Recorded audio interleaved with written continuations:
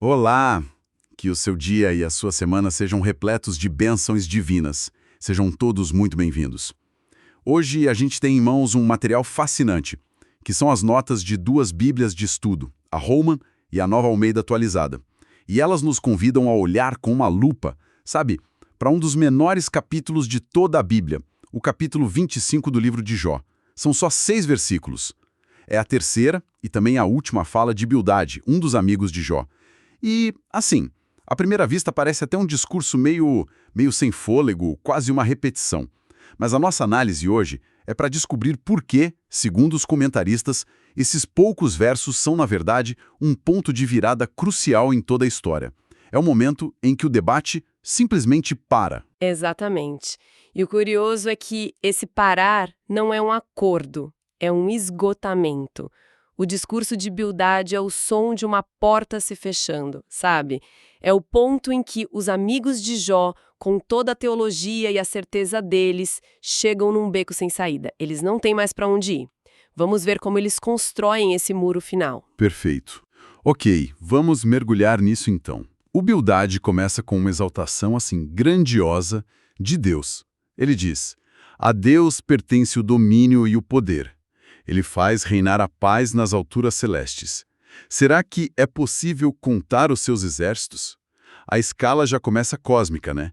Ele tira o debate do chão, da dor do Jó, e leva lá para as estrelas. O Clara, ele está estabelecendo um contraste de escala.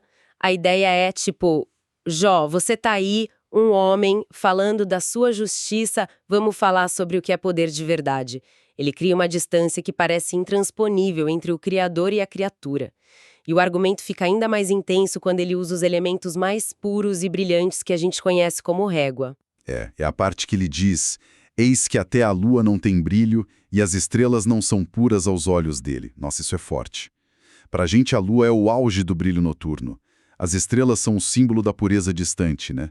Mas o Bildade diz que, na perspectiva de Deus, nem isso é bom o suficiente. O que é fascinante aqui é a lógica do argumento. É um argumento a fortiori, do menor para o maior, sabe? A lógica é, se os corpos celestes, que nos parecem perfeitos e que estão tão próximos de Deus nas alturas, já são vistos como imperfeitos, o que sobra para a gente aqui embaixo? Se a lua e as estrelas não passam no teste de pureza divina, que chance tem um ser humano? Ele está construindo uma escada de imperfeição e a humanidade está lá no último degrau. E que degrau, hein? É aí que ele chega com as imagens mais pesadas, que soam quase como um ataque pessoal.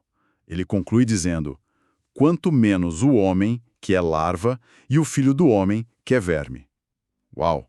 Chamar alguém de verme no meio de uma discussão, isso parece que passou do ponto da teologia e entrou na ofensa direta. Ele está tentando humilhar o Jó de propósito. Essa é a pergunta-chave. E a resposta, segundo os comentários, é um pouco mais complexa do que parece. É uma linguagem chocante, sem dúvida, mas o ponto crucial que a Bíblia Holman nos aponta é que essa linguagem não é nova no livro. O próprio Jó já tinha usado imagens bem parecidas para descrever a si mesmo. Peraí, como assim? O próprio Jó se chamou de verme? Sim, em momentos de profunda angústia, ele usa essa linguagem para expressar a fragilidade extrema dele, a mortalidade. Lá em Jó 7,5, ele fala que o corpo dele está coberto de vermes. Em Jó 17,14, ele diz ao sepulcro: "Você é o meu pai." E aos vermes: "Vocês são a minha mãe e a minha irmã."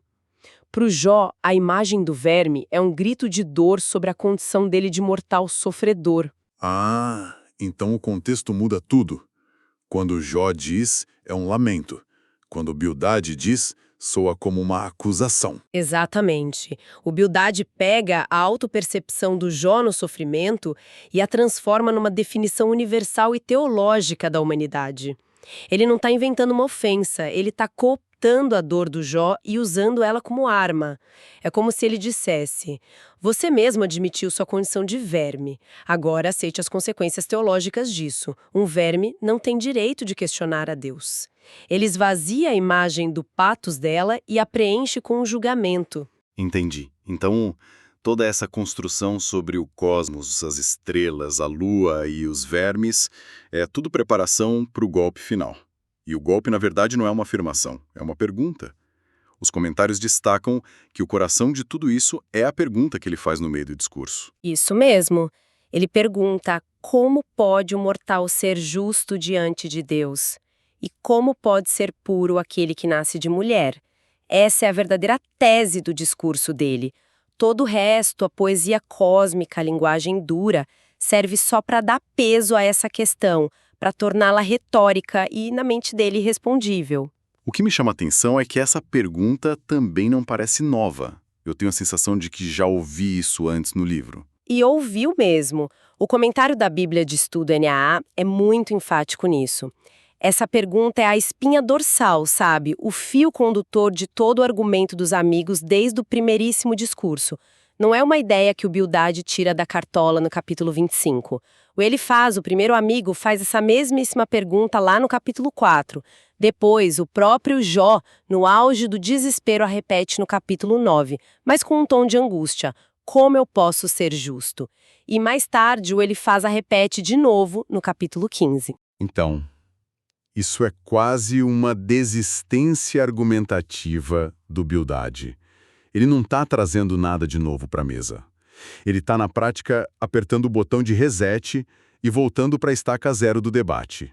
É como se ele dissesse, olha, Jó, depois de horas de debate, de idas e vindas, a gente volta para o ponto fundamental, a questão que importa, o homem não pode ser justo diante de Deus. Fim de papo. Exatamente isso. É a declaração final. O comentário da NA usa uma frase ótima.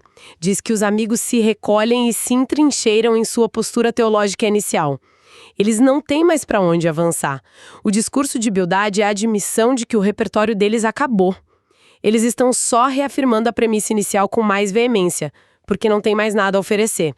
É o ponto final da contribuição deles ao debate. Certo. Isso explica o que o discurso é. Mas ainda fica a pergunta, por que este é o fim? Se eles estão só repetindo o que sempre disseram, por que o silêncio vem logo depois de Bildad?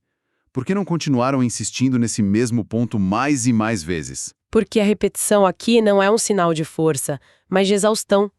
Os comentários apontam que o que acontece aqui é um impasse teológico. É um beco sem saída intelectual e espiritual. A teologia dos amigos, a visão de mundo deles, funciona com base num sistema binário, quase computacional, sabe? Só existem duas opções, ou Deus é justo, ou Jó é justo. Na cabeça deles, as duas coisas não podem ser verdade ao mesmo tempo na situação do Jó. Ah, entendi. E como a premissa número 1 deles, que é inquestionável, é Deus é justo, a única conclusão lógica que o sistema deles permite é Jó não é justo. Exato. O sofrimento de Jó, para eles, não é um mistério a ser explorado. É a prova, a evidência irrefutável da culpa dele. O erro fundamental deles, como os estudos apontam, foi nunca considerar uma terceira via. A possibilidade de que Jó fosse inocente e que Deus fosse justo e que o sofrimento tivesse um propósito que transcendia a lógica simples de causa e efeito de recompensa e punição. É como se a caixa de ferramentas teológica deles só tivesse um martelo. E para eles todo problema necessariamente tinha que ser um prego. A realidade do Jó era um parafuso, um encaixe complexo, mas eles continuaram martelando. Eles não conseguiam conceber um cenário em que um homem bom sofresse sob a permissão de um Deus bom. Essa complexidade, esse paradoxo, estava totalmente fora do alcance do sistema de crenças deles. Você usou a analogia perfeita.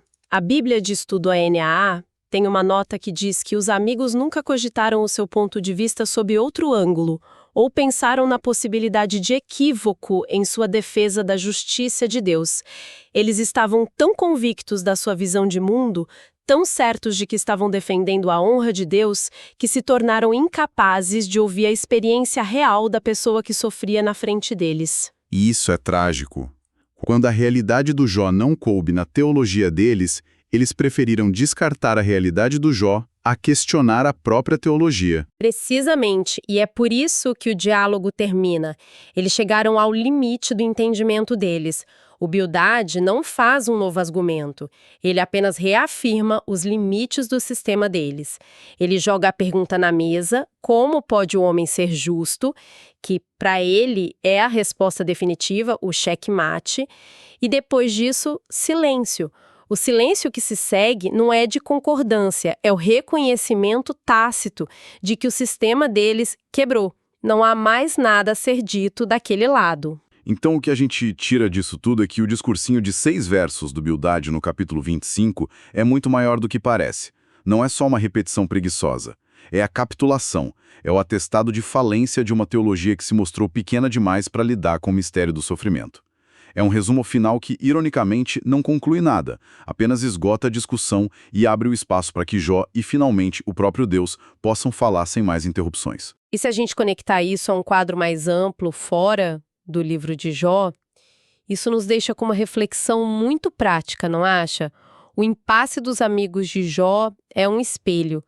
Quando a gente se depara com um sofrimento que não compreende, seja o nosso ou de alguém próximo, qual é a nossa tendência? É uma boa pergunta. Se a nossa reação é a de Bildad. Exato. A gente recorre a respostas fáceis, a fórmulas teológicas prontas que tentam organizar o caos, mesmo que isso signifique silenciar a dor real da pessoa. Ou será que a gente aprende com o erro monumental deles e desenvolve a humildade de aceitar o mistério? A humildade de reconhecer os limites do nosso próprio entendimento e perceber que, às vezes, a atitude mais sábia e compassiva não é oferecer uma explicação, mas um ombro, a presença, o silêncio solidário. Uma reflexão profunda para encerrar nossa análise. Reconhecer que, às vezes, a melhor resposta é não ter uma. Deus abençoe todos os ouvintes.